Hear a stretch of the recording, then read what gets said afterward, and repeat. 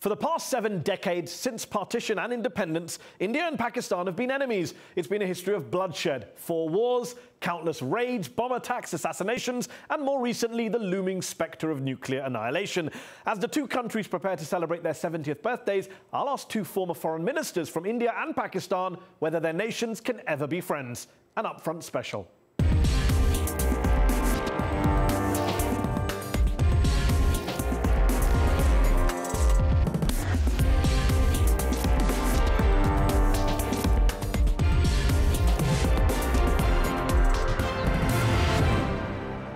Hina Rabbani-Kar and Shashi Tharoor, thanks for joining me on this upfront special, marking 70 years since the independence of India and Pakistan.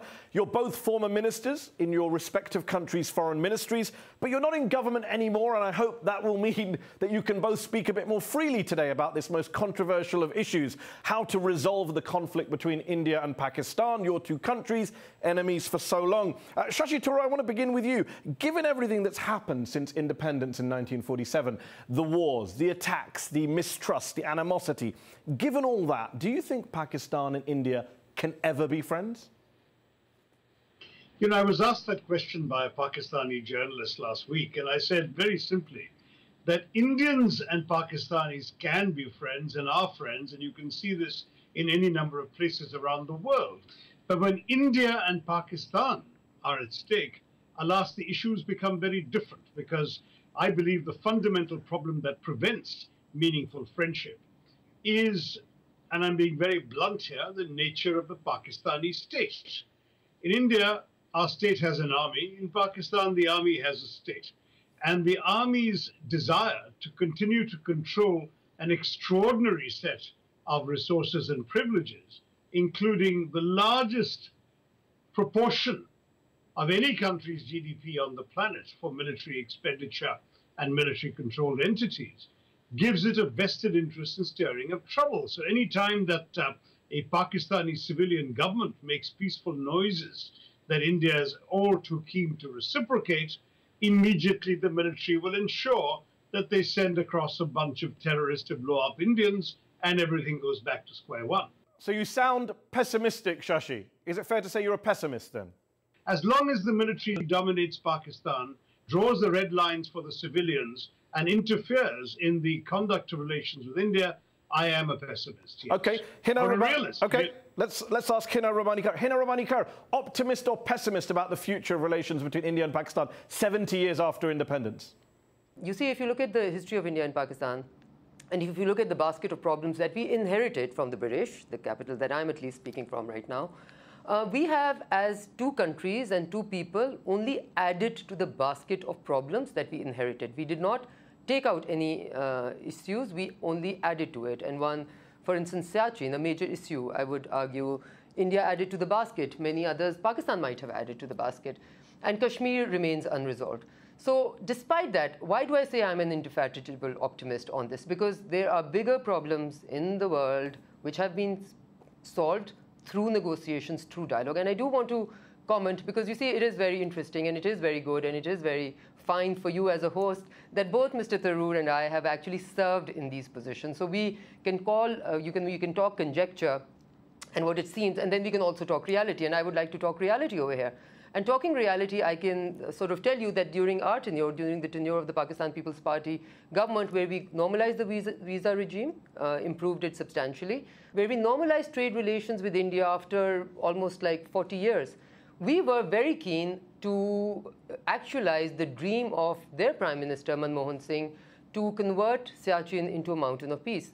And guess what? We were told back that their military was not going to budge on it, and they have now understood. So whereas in Pakistan, the military historically had a role, and now the democratic dispensation is eagerly taking its space back, I fear that in India, the direction is quite the opposite. Okay. Shashi, how much do you think the conflict between your 2 countries is to do with religious animosity between Hindus and Muslims? Because a lot of people around the world look at India, Pakistan and say it's a war between Hindus and Muslims. What's your response to that view? What about all the Muslims on the Indian side in that case? You know, we had very recently as many Muslims as in Pakistan. I gather their population has been growing a bit faster than ours. So perhaps they're ahead now. But the fact is that if that was so, India would not be a country with the kind of diversity it celebrates. When some Pakistani generals in 1971 foolishly spoke of a jihad against a Hindu unbeliever, they were fighting a country whose army was commanded by a Parsi, whose air force in the northern sector was commanded by a Muslim, whose eastern command that marched into East Pakistan was commanded by a Sikh, and the general who was helicoptered in to negotiate the surrender of the Pakistani forces was Jewish. That's India. It's not a country of one religion or of one kind of people. It's been always a country for everybody. And that's something that I think is worth fighting for, and many of us in India are determined that we shan't lose that. Okay, Hina, you were Pakistan's foreign minister from 2011 to 2013. You're currently a member of your country's largest opposition party. But can I just ask you this? Is it all about Kashmir, or is there something else, some other major unresolved issue or aspect to this 70-year-old conflict that's preventing the thaw in the frosty relations between India and Pakistan, in your view? No, I think Kashmir is clearly the elephant in the room. I mean, there's no denying the fact that Kashmir has continued to be the reason why these two countries has always had an adversarial view of each other.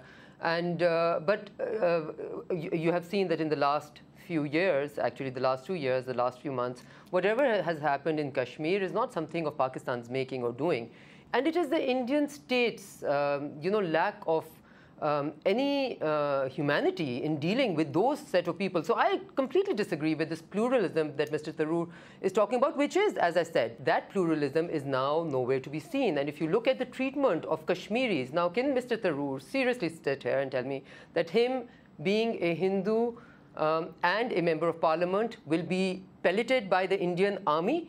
You see, when a state starts treating a certain set of people differently, and I'm accepting the fact that in Pakistan we've had extremist mindset. What I'm saying is that we are moving away from it. So I am generally very optimistic about where this country is going, because I think we've seen the worst as far as Pakistan is concerned, and he's absolutely right on some parts of what his argument is. The military has no business ruling the state of Pakistan, and the military in Pakistan was ruling the state of Pakistan for almost half our previous history. But in the last 3 terms, the third term or the second term ending soon, the democratic dispensation has taken its space back. And as a former foreign minister, you're not seriously saying the military doesn't still control Kashmir policy, doesn't still control various armed groups who are carrying out violence on both sides of the border? Surely you're not saying that. I am saying, I'm surely saying that as far as the military's role in the Kashmir policy is concerned, there's certainly stakeholders because it's a conflict.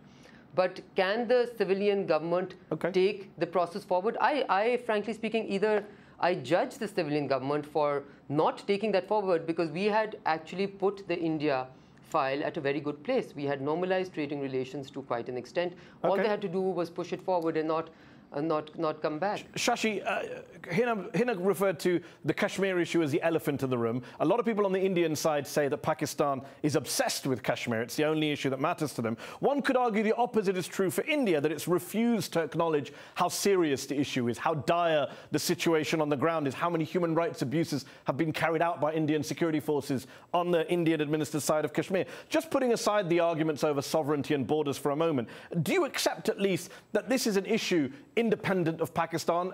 Pakistan may have a role to play in the violence there, and I'm sure you'll say that, but you would admit that India itself has caused a lot of problems for people living on the ground on the Indian-administered side of Kashmir. There are certainly a lot of problems. Maybe before I answer your question, let me briefly respond to something specifically Ms. Kaur said when she said, as a Hindu, would the Indian army pellet me? Frankly, I'm not a fan of pellet guns, but it's unfortunate that it was only those who threw stones at the Indian army who got fired at with pellets in return. So the fact is, if I wasn't throwing stones at an army checkpost, I don't think they'd have fired on me. And ultimately, the answer to your larger question is not that there aren't problems. I certainly will not deny them. There are a lot of things that I wish, as an Indian Democrat, I could have seen done differently. But there is absolutely no doubt that those problems only exist because of the violence fomented, encouraged, financed, and equipped from the Pakistani side of the line of control. There is absolutely no doubt that if it weren't for the militants being sent across, who, for example, targeted assassinations of Kashmiri Pandits were conducted, and 150,000 of them were driven into exile from the only home their families have known for millennia. We've seen an awful lot of nastiness, to which, unfortunately, the Indian army has felt obliged to respond with comparable use of force. Let's ask Hina Rabbani Kar to respond. The violence on the Indian side of Kashmir, at least, is all to do with Pakistani sponsorship and financing, says Shashi Tharoor.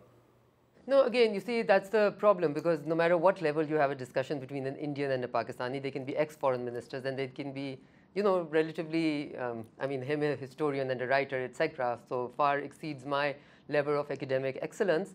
But it will always degenerate into you did this and we did that, right?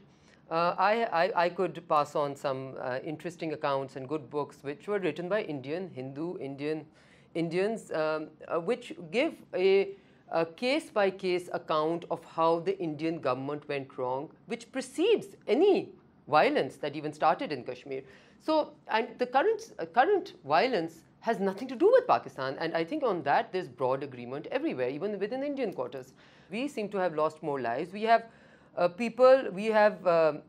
currently in Pakistani custody a person called Mr. Yadav, who is, by his own acknowledgement, a raw agent instigating violence in Balochistan against Pakistan. So whose country's pluralism and lack of activity within each other's borders are we talking about? Now, we've done this to each other long enough, right? And we have, so we can win arguments and we can win debates and we can even perhaps win wars from each other, right? Let me put this to you before I go back to at the end of the Shashi. day? Surely you're not saying that the Pakistani government and military hasn't armed, financed, sponsored some of the most violent groups that the world has seen in recent decades. Most of the international community agree it has. Plenty of Pakistani academics, journalists and politicians agree it has. The US government thinks it has. So, you know, will you say that today? You know what? Pakistan's policy in Kashmir has been a mistake. You yourself admit a lot of Pakistanis have died as a result of support for those groups.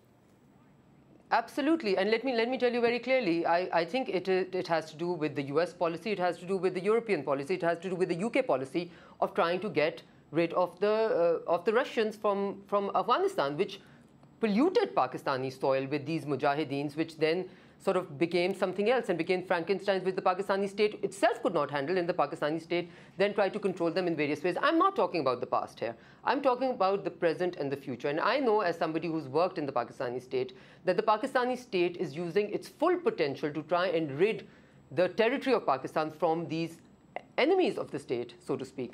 And I also know that we truly believe, and in this I would include the establishment, I think with quite a lot of confidence, that instigating violence against another country may have been considered to be wise policy in the past during the reign of generals and military people, but not now. Okay. I can tell you this change has occurred in Pakistan. This change will, however, manifest itself a bit later. Just sticking with Kashmir, Shashi Tharoor, let me just read to you what Amnesty International said in its 2017 country report in India. More than 80 people, mostly protesters, were killed in clashes, hundreds blinded by security forces' use of pellet-firing shotguns. Security forces used arbitrary or excessive force against demonstrators. The state government imposed a curfew for over 2 months. Newspapers were shut down for 3 days. Hundreds of people, including children, were put in administrative detention. Pakistan didn't make India do any of that, did it? No, I'm afraid that these are the kinds of things precisely where many of us part company with our government in its judgment as to what exactly is necessary to do. The fact is, of course, we're not on the ground. We're not the ones facing the stones and sometimes the bombs of people who we then feel obliged to take action against, which is what's happening with the security forces. You know, it's important that when Ms. Carr speaks about some of the setbacks to our recent relationship, I think it's important to understand that every single time the gestures have come from the Indian side. To suggest that peace is dawning or that the military is backing off is a bit difficult to sustain when we've actually seen, as recently as last year, interruptions by the military or sponsored by the military whenever the civilian sides appear to be talking or understanding each other. This is the frustration in India. Many of us feel a lot of sympathy for those Pakistani victims of terrorism, but they're not victims of problems we have created. We haven't sent terrorists to Pakistan to kill Pakistani civilians. These are chickens coming home to roost. terrorist groups fomented in Pakistan by the ISI and the Pakistani military for their Shashi, own just on that point, who are now killing Pakistan. Shashi, just on that point, I must pick you up on that. We have a raw agent sitting in Pakistani prisons right now. Yeah. Well, if he is, it'd be helpful if you give people access to know who he really is. But Shashi, it's not just. But Shashi, just on that point, Shashi, just on that point, Chuck Hagel, former U.S. Defense Secretary, said India has over the years financed problems for Pakistan as well in places like Balochistan. Surely you're not disputing the fact that the Indian intelligence, Indian military, isn't involved in Balochistan, in the Pakistani province of Balochistan. I certainly have no evidence of that, but I can only speak from my own knowledge. Perhaps there are others doing things. Frankly, many of us in India wish we did even a fraction of what the Pakistanis accuse us of doing. But it's just from what I've seen of the Indian government, it's not the Indian way. Okay, Hina Rabbani Khan, gestures-wise, Shashi mentioned gestures. He says all of the gestures have come from the Indian side. Could you point to a gesture the Pakistanis have made that wasn't responded to by the Indians? Okay, the major gesture that we made, trade. For 40 years, we were not giving India the MFN status and normalizing trade relations. In our government, we actually did it, acknowledged it as a demand from the Indian side. So we have taken a major step on that. And Prime Minister Nawaz Sharif, again, no friend of mine, visited India on the inauguration of Mr. Modi on his invitation and was treated rather badly, was not even given a chance to have a presser together. So, it's, again, we always look at each other from our perspective. I think it is really important that we start being people of the subcontinent and start looking at this as a picture which is not you versus me, or he did this to us and we did not. I think both of us, allow me to just say this, both of us, both these countries have done a reasonably good job in fomenting crazy behavior or bad things into each other's countries. We've done a reasonably good job, I acknowledge it. For Mr. Tharoor to sit there and blame it all on Pakistan, I think with ample evidence, and he may not have seen the evidence, I have physically, as a former foreign minister, seen evidence of India's engagement in Pakistan, obviously not good engagement, through Afghanistan. I have seen physical proofs of that, right? So let's stop denying that we have not been trying to harm each other. Let's accept the fact that we've been trying to harm each other to each other's detriment. Okay, well, let me ask Shashi Tharoor this. Is there any future for solving, forget the India-Pakistan conflict, just a specific situation in Kashmir, which is a terrible situation, when India, Pakistan, and the people in Kashmir all seem to be on different pages? India says the status quo, Pakistan says we want a referendum, which India won't allow. The Kashmiris say, some polls suggest Kashmiris don't want to be part of either country. So what hope is there for resolving the situation on the ground there? Well, at the moment, clearly, things are not in a very good place. But I think if the violence can stop and people on every side can just put away the weapons, then only can you talk meaningfully of a long-term peaceful solution that respects the rights of all stakeholders. I'm very, very interested in seeing peaceful relations on the subcontinent. I have deplored the fact that we are the least integrated sub-region in any region in the world in terms of our trade relationships, our human connectivity. It's absurd that India and Pakistan, after millennia of having been together, now have barely $2.5 billion in trade between each other. There's so much we can do.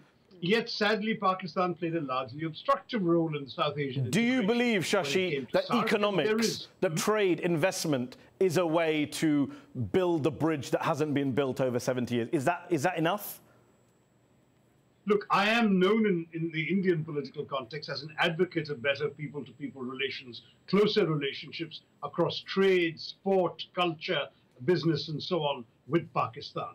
The problem is people like me will never get our way as long as the people making the decisions feel that this is being proposed at a time when Pakistan has malign intentions in sending militant and terrorist groups across the border to do us harm. Shashi, isn't the problem that you said a moment ago we need to stop the violence on all sides? Wouldn't it be more credible if you argued against Indian excess violence and Kina argued against Pakistani military and ISI excess violence? Wouldn't that give you more credibility if you were both arguing on your own sides against the violence on your own sides?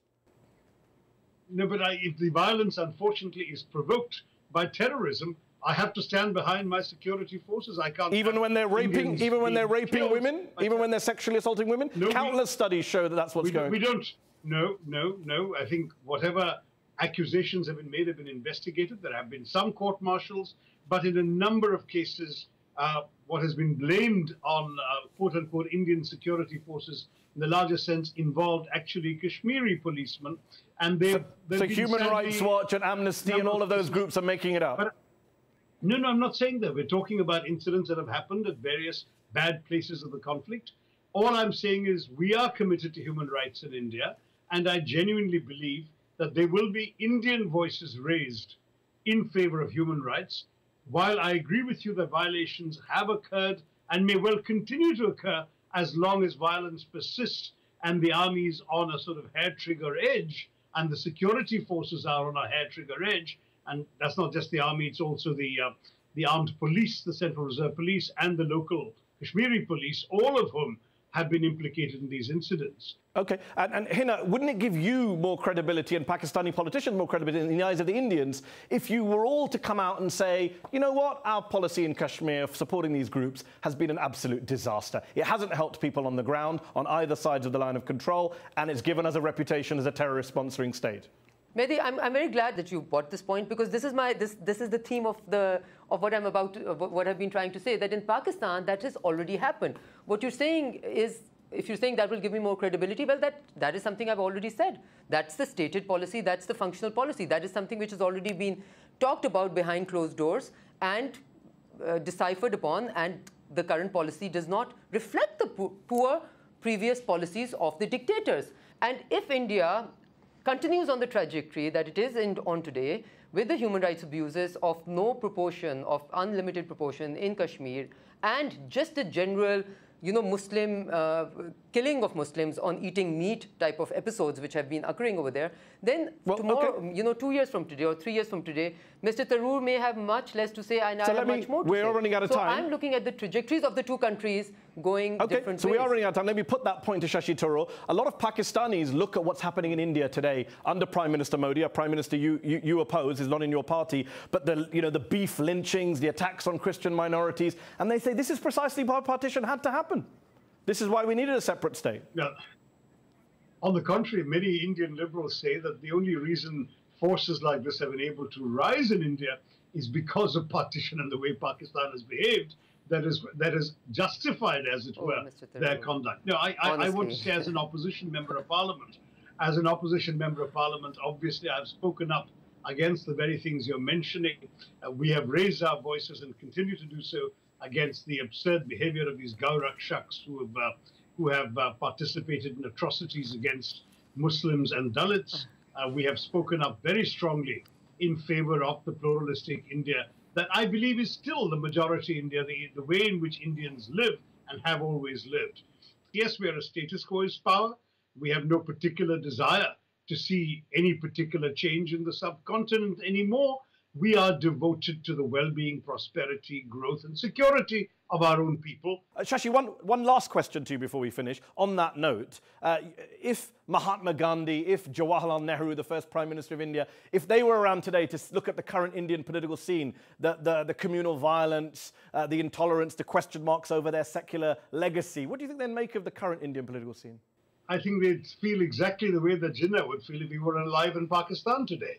I think there are things that they would be dismayed by, and I think it's important that we understand that we have this extraordinary legacy of these great liberal-minded, pluralist and secular-minded people whom we are heir to, and we must fight to preserve the India that Mahatma Gandhi and Nehru fought to free. Well, you stole my last question to Hina Rabbani Kar. Hina, Muhammad Ali Jinnah, founder of Pakistan, secular Democrat. If he were alive today, what would he make of Pakistan? A lot of people say yours is a country on the verge of becoming a failed state. What would he make of Pakistan today?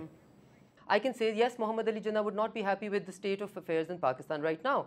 But hopefully, I'm continuing to say that in Pakistan, I think we've seen the worst and we have made some positive steps, and we're moving forward. And I'm amazed through the length of this interview that a person of the acumen of Mr. Tharoor would find that beef lynching, human rights abuses, pellet guns, rape by Indian military of Kashmiri women, etc., is all because of Pakistan.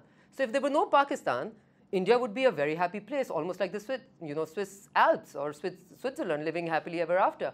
And it seems like everything wrong within the Indian state and the Indian people has been triggered by Pakistan. Then Pakistan must be a very important and a very, very powerful country, and far more powerful than the Pakistan that I know. So it's really amazing how we tend to sort of, distance ourselves from the problems which are self-created and throw it on to the other, just across the border.